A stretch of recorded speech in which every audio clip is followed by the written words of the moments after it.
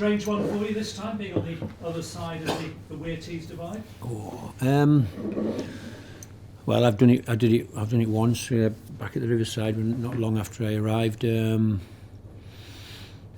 listen, they're good games. I mean, they're games that footballers should want to play in. I think it's be a big crowd, bit of local pride at stake. Are two teams that are doing relatively okay in the league, and yeah, they're exciting games. I live on Teesside. I think every time I go to the garage or go to the shop or pop in, everybody's wishes you well. But as I've said the last time we played Middlesbrough, everybody is very nice. Just don't want you to get a result on the day, really. So I'm really looking forward to it. I think it'll be a really good game. I'd have to say, watching Middlesbrough's games over recent weeks, they've done exceptionally well. I think Michael has obviously brought a confidence and a belief in the team. They're very good with the ball. They've got good rotations and passing lines, and yeah, I think it'll be a really good game of football, to be honest. I think they'll come in confident mode, and yeah, and I think our team's in a good place. I think before the sending off, I think we were on top of Swansea in our last game, and felt the game was going much to plan, and unfortunately we had a sending off. But I think the team's in a good place. I think we've got some good players ourselves, and it should be a really good football match. You kind of felt that because of the sending off that the Swansea game should perhaps be put in the bin, not over-analysed. But do you think this is a good time to have a derby just sort of after that kind of disappointment, that setback? Not particularly because of a setback. I think it's. Listen, you have to play everybody twice. I think we have to look after ourselves. Middlesbrough are on an upward trajectory. They changed their coach. They've brought Michael in, who spent a long period of his career under arguably the greatest coach in the modern era of football. And he's obviously picked up a lot. I like when I speak to him. He's very, very calm, very methodical, knows what he wants to do, knows how he wants his teams to play, and I think he brings a lot of emotional intelligence to the job, and I wish them well, not because that's where I'm from, but because we're in a competition with them, and I'm hoping that we can beat them and finish above them and compete all season with them. And but yeah, sometimes you meet people who he just seems to me a genuinely good guy, and you wish him well. And I want that club to do well, because that's where I'm from, where I grew up, but not at the expense of this club where I work, and every day interact with the players and the supporters. And as I said, I'm looking forward to a good game. Hopefully a game where we get the 3 points and we keep moving and looking upwards. Some clubs do have a new manager bounce. Obviously Borough do seem to have had that, but they seem to have kind of gone beyond that. It does seem to be a real momentum that Michael Carrick has managed to achieve for them. Yeah, listen, I think Middlesbrough have invested a lot over years. Steve Gibson's been there a long, long time and invested in a lot of players. And as different managers come, different managers like different types of players and bring them in. I think the impressive thing with Michael is he hasn't changed too much from Chris Wilder. And yet he seems to be getting a really positive reaction from the team. Similar players, and he's found it a slightly different way to play. It's a really difficult scenario because Chris Wilder built an amazing reputation. With outside centre backs in a back three, overlapping their wing backs, and amazing overloads down the sides, and did amazingly well with Sheffield United doing that. And he probably tried to bring that to Middlesbrough, and for whatever reason it didn't pan out as they would have liked. Michael's brought his own style and his own way of playing and his own way of handling players, and they're all reacting very positively to it at the moment. But the point I'm trying to make is they've had good players. They've got good players. And that's why it's a really good challenge for us, and one that we should look forward to. It's a derby game at home, big crowd. I think we've got really good players as well, and as I've been saying to them on the training ground this morning, they've got to enjoy this challenge. They've got to go and show how talented we can be, and look forward to it and face it head on. And we should all be looking forward to it. The supporters should come and get wrapped up in this game and cheer their team to victory, hopefully. Probably one of the tightest championship tables in years. I suppose the next few games possibly quite pivotal for Sunderland in terms of they go well, you really can stay on the coattails of the playoff places? I think that's the plan. I think listen, there isn't a plan other than let's take every game at a time. I don't want to throw a cliche at you, but it is with this football club, we are growing the football club, or trying to. We hopefully over the next few weeks will announce some young exciting signings that just keep the club growing, really keep developing. We aren't sitting here thinking, sign this one and we should get in the top 6 and got a chance of promotion. We are trying to grow the club incrementally, and so that we get stronger and stronger. And if I'm sitting here in 18 months' time, we should be thinking about a club that can compete right at the top end of the table. But at the moment, we should enjoy the victories, we should enjoy some good play, some great goals, that we've scored over the months previous, and just keep giving the team confidence and belief to go and express their talent. We've got Diallo, we've got Roberts, we've got Clark, we've got Stewart, we've got some amazing footballers, and we should be getting them the ball and letting them do what they do. If I'm talking to you in 11 days' time, what do you think would be a good outcome in terms of perhaps the reinforcements you might be hoping to bring in, particularly with backup for Ross Stewart?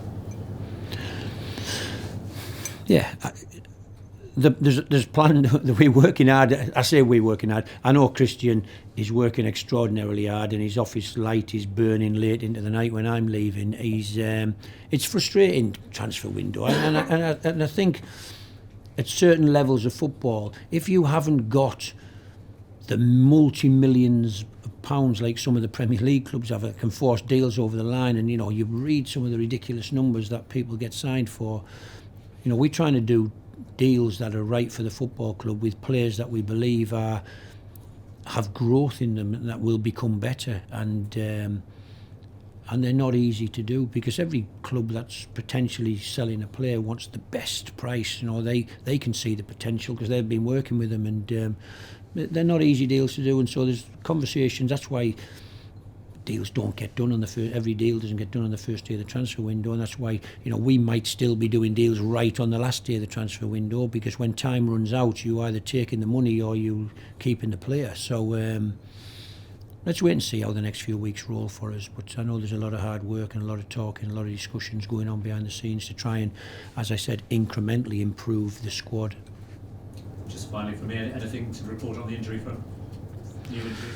Oh, you don't want to hear about our new injuries. Listen, I think our squad is stretched at the moment, is the best way to say it.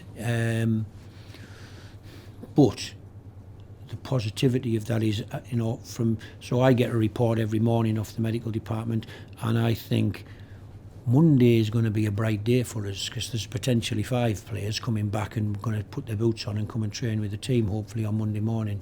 That doesn't help us in the Borough match, of course, but I still think we've got a really talented group of players that can give Middlesbrough plenty of problems, and we're very respectful of what they're achieving and what Michael's brought together and their qualities, and that's why I'm saying I think it'll be a really good football match, hopefully full of the tension of a derby, and hopefully a game that we come out the right end on what I'm sure will be a tight game. Tom? Hi Tony. Obviously with Luke O'Nien suspended, how are your defensive options looking ahead of the weekend? Short. Listen, I don't want to sit here and give anything away. It's an area of the pitch where we are missing a few players, I'd have to say, yeah, and the options are pretty light for us. But that's okay, because I'm hoping that we're going to be playing most of the game on the other end of the pitch. But yeah, listen, I can't sit here and tell you, listen, we're really happy, we've got this player back, that player back, this one back. At this moment, I think a week, 10 days, we'll look a lot stronger.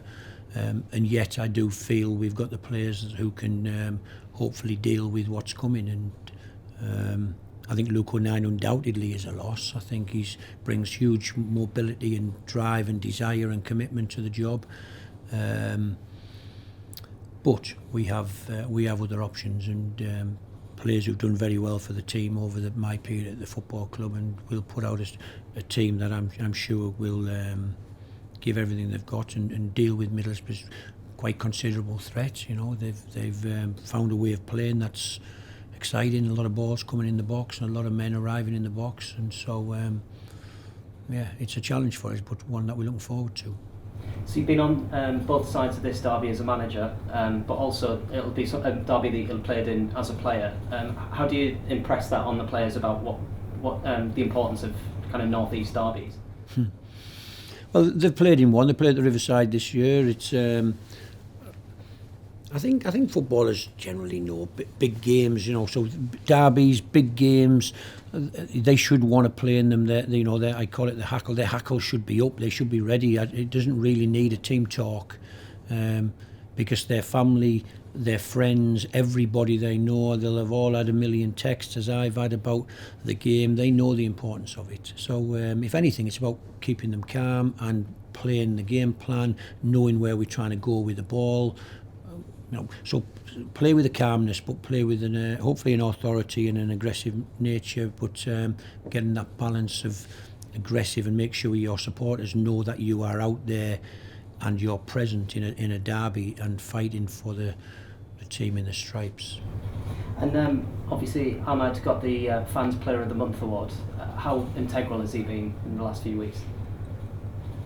Yeah, probably longer than just a few weeks. He's done exceptionally well. He from being on the periphery, you know, one of a handful of young signings that came in when I arrived. He's earned the right to play almost every minute of every game over the last probably 2 months now. It's and that's not because of anything other than his talent, really. He has earned the right to do that by his performance level being extremely high. Went through a really purple patch where he scored goals just about every game, but he's always a threat to the opposition. People hang a leg and he dances past them. He scored some goals from outside the box, which is good. He links amazingly well with our other strikers. You know, he's a real high talented footballer, so much warranted that he won a prize for his performance level, and hopefully he can bring that this weekend. And lastly from me, obviously we've already had the reverse of this fixture at the Riverside. Does it feel different this time, given where you're both sitting in the table? I think it's just another big game for us, really, and I'd have to say every game is a big game for us. It's I think it feels like an adventure for the team, really. You know, these a lot of young lads who the championship's their first experience of the championship, and I think every game is an experience, and we are just relishing, looking forward to it, going out into the atmosphere that the stadium and our support base can create, and yeah, looking forward to the next challenge, giving them the confidence and the belief and the trust that they are good players and enjoy the ball and showcase your talent, really. Make sure you fight for every ball, make sure you are present in the game and competing and winning duels, but let your talent take over, and go and show the people of Sunderland that you're worthy of wearing that shirt and hopefully winning games for them.